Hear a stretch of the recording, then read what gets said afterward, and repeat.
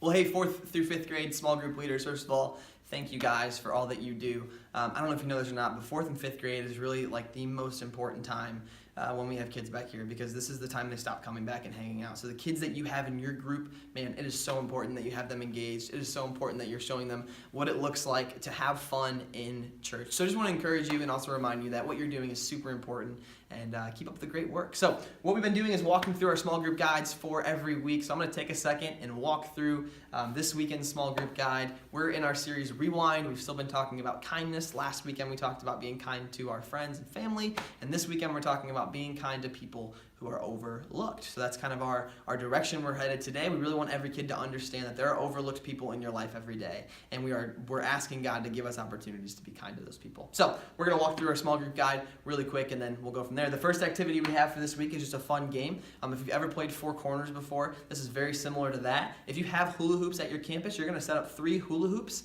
If you don't have hula hoops, you're just going to make a circle with some tape, and essentially you're going to number each hula hoop or square or circle 1, 2, and 3. Make sure every kid knows which one is which. And from there, you're basically going to play 4 corners. You, the leader, you're going to write a number down, 1, 2, or 3 on a piece of paper, and then you're going to count down from, I think I put 5 seconds on there, but you can make it 10 if you want. Really count down, have them run into a circle, and then you're going to show them which number you wrote down. And all the kids that are in the circle that you wrote down are out, and you're going to keep going until there's 1 kid left, and then that's going to be your winner. So just a fun game to get them engaged, to get them moving around.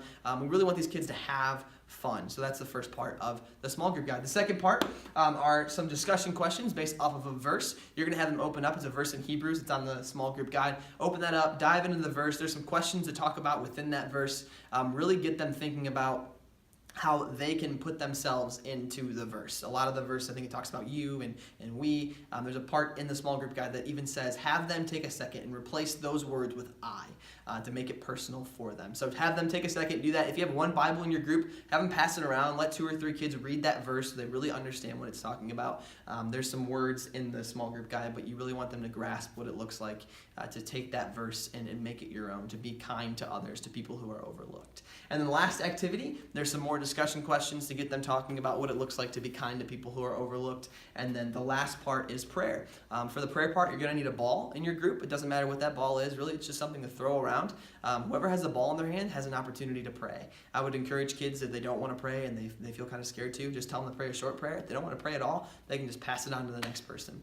Encourage them to be praying for people in their life that are overlooked. Maybe it's a new kid in school, or a sibling that they are constantly ignoring or fighting with, or maybe it's their parent that they feel like is overlooked, or someone that they know that maybe isn't as well off as they are.